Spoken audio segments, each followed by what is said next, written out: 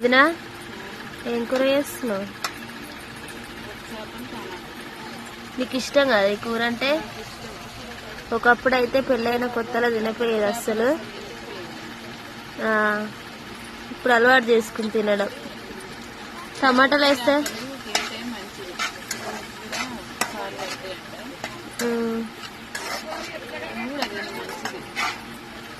తింటా. అయితే ఇలా టమాటాలు వేస్తే ఇష్టమా, ఫ్రై చేస్తే ఇష్టమా నీకు?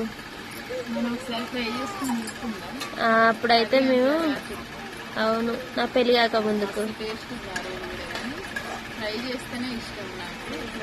ఉల్లిగడ్డలు వేసి ఫ్రై చేసుకుంటే బాగుంటుంది.